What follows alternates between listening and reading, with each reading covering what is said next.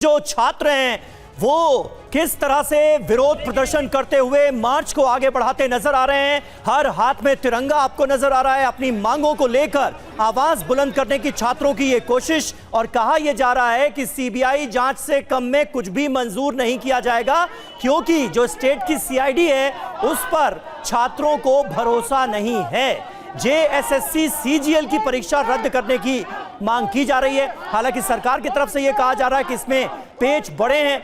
High court का intervention हुआ था इसमें, और उसके बाद जो इसमें अभ्यर्थी चयनित किए गए वो पिछले 4 सालों से नौकरी भी कर रहे हैं, इसलिए उन्हें नौकरी से हटाना पॉसिबल नहीं है। छात्र लगातार ये डिमांड कर रहे हैं कि सीबीआई जांच की होनी चाहिए इसमें, और तभी दूध का दूध पानी का पानी हो पाएगा।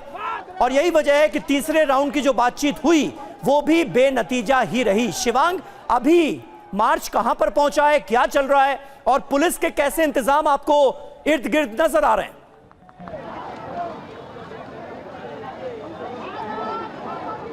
देखिए, मैं आपको दिखा दूं कि जहां भी आप तस्वीरों में देखेंगे आपको जगह जगह छात्र ही नजर आएंगे। कई किलोमीटर लंबा जो है वो सड़कों पे जाम लग चुका है।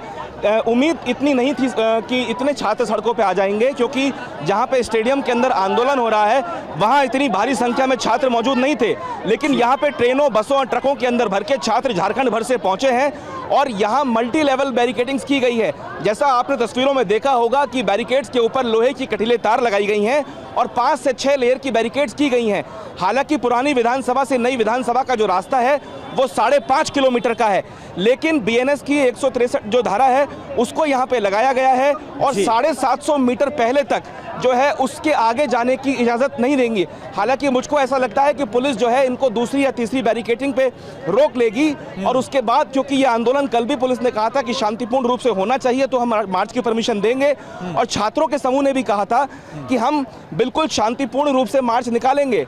लेकिन अभी भी फिलहाल जो छात्रों को अगर आप तस्वीरों में देखें तो वो आक्रोशित नजर नहीं आते। शिवांग, हो सके, क्योंकि आप लगातार इस मार्च में चल रहे हैं, आप छात्रों से जो आंदोलन कर रहे हैं उनसे आप जरा बात करिए जो मार्च में शामिल हैं, क्योंकि कल की बातचीत के बाद ही झारखंड सरकार की तरफ से कहा गया कि छात्रों की 98% जो मांगे हैं वो मान ली गई हैं। तो फिर आज ये जो मार्च निकाला जा रहा है वो क्यों, या फिर सरकार गलत बोल रही है, सच्चाई क्या है?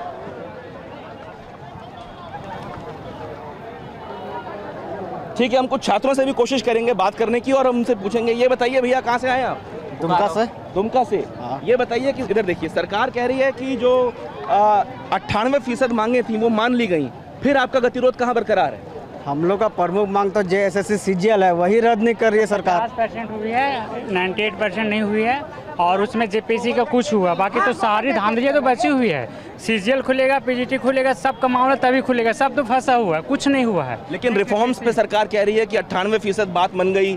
सरकार का कहना है कि हमने ईडी को जांच दे दी। बिल्कुल गलत है, सरकार सिर्फ लॉलीपॉप दे रही है। हम लोग एक झारखंड के बच्चा लोग को सरकार समझ गए कि इन लोग एक बच्चा है, ना समझ बच्चा है, उसको लॉलीपॉप दे दिया जाए, फुसला जाएगा, और हम लोग ऐसा फुसलाने वाले में आने नहीं है। जेपीएससी, 14वीं जेपीएससी और जो 2023 और 25 के बैकलॉग्स हैं, सरकार उसको रद्द करने को तैयार है। सरकार रिफॉर्म्स के लिए तैयार है। सरकार कह रही है सीआईडी के ऊपर हम हाईकोर्ट की अध्यक्षता वाले रिटायर्ड जज को बिठाएंगे, आप उनकी कमेटी के पास जा सकते हैं। बावजूद इसके आप लोग जो है वो गतिरोध बना रहे हैं केवल 2 मांगों पे। पहली सीबीआई, जिसमें कि ईडी को जांच दे दी गई आर्थिक मामलों की, और दूसरा जेएसएससी सीजीएल। सर, सारा धांधली तो इसी में है।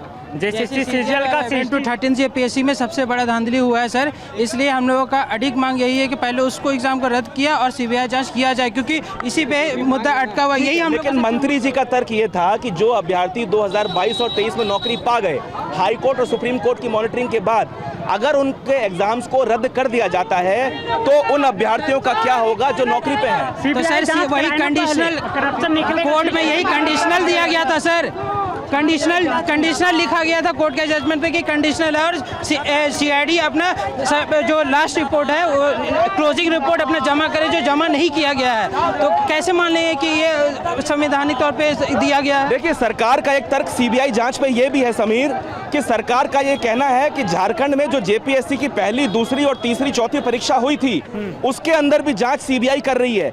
20 साल बीत गए लेकिन अब तक सीबीआई अपनी क्लोजर रिपोर्ट दाखिल नहीं कर सकी है। ऐसे में सरकार कह रही है कि हमको सीबीआई जो कि केंद्रीय एजेंसी है उसके ऊपर कोई भरोसा नहीं है, और हमारी सीआईडी जो राज्य की एजेंसी है उसने अब तक 19 लोगों को गिरफ्तार किया है। 7 से 8 राउंड जेपीएससी के अध्यक्ष जो पूर्व में थे, जिन्होंने इस्तीफा दे दिया, वो अपने पद को छोड़ चुके हैं और उनसे 8 राउंड पूछताछ हो चुकी है। और जेपीएससी के जो 3 मेंबर थे उनसे भी लगातार सीआईडी जांच कर रही है। ऐसे में सरकार को अपनी खुद की राज्य की एजेंसी पर भरोसा है और सरकार कह रही है कि हम जांच करेंगे भी और फैसला करते हुए नजर भी आएंगे।